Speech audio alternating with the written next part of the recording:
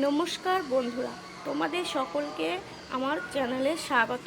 আজকে আমি রান্না করব ঝিঙে দিয়ে আলু পোস্ত। এটি একটি সহজ পদ্ধতিতে রান্না করা যায় আর খেতেও খুব স্বাদ হয়। তার জন্য কেটে নিয়েছি আলু, ঝিঙে আর বেটে নিয়েছি কাঁচা লঙ্কা পোস্ত।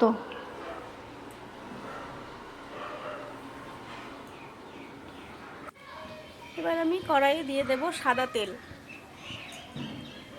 আপনারা চাইলে সর্ষের তেলেও করতে পারেন।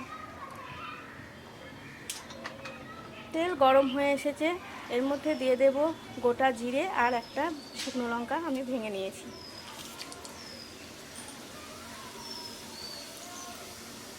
এটা আমি একটু নেড়ে নিলাম।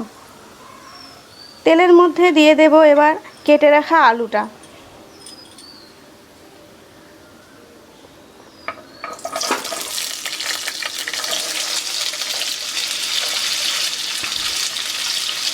আলুটা আমি ভালো করে ভেজে নেব।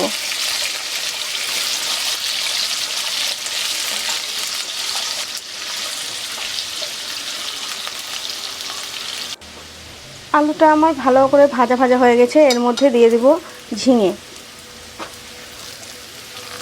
ঝিঙেটা আমি আগে দিইনি, কারণ ঝিঙেটা খুব নরম জিনিস, তাড়াতাড়ি গলে যায়, এই জন্য পরেই দিয়েছি। ঝিঙেটাও প্রায় ভাজা ভাজা হয়ে গেছে। এর মধ্যে দিয়ে দেব স্বাদ মতো লবণ আর দেব হলুদ।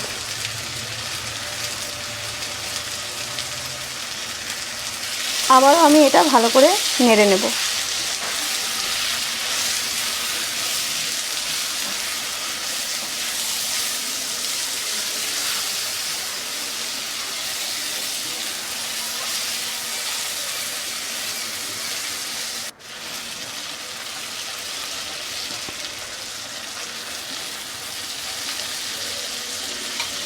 এবার আমি এর মধ্যে দিয়ে দেব বেটে রাখা পোস্ত আর কাঁচা লঙ্কা।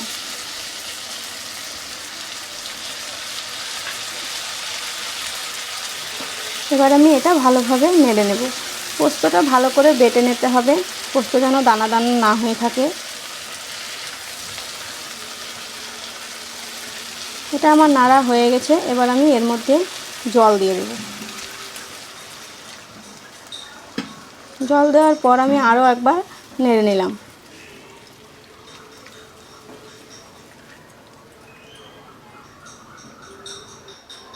এবার আমি এটা কিছুক্ষণের জন্য ঢাকা দিয়ে দেব।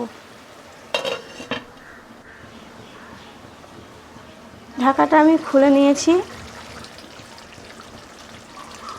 দেখো, খুব ভালোভাবে আলু পোস্ত তরকারি হয়ে এসছে।